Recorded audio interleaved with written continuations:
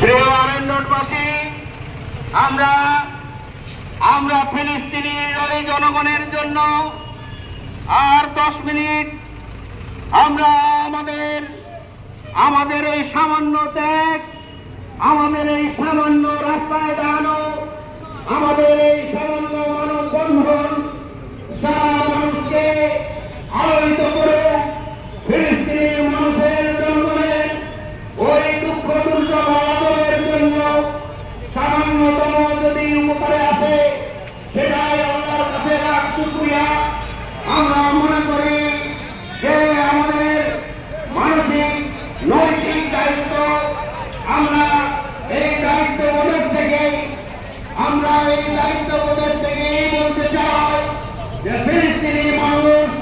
তোমরা ভয় পেও না, সারা বাংলাদেশ সহ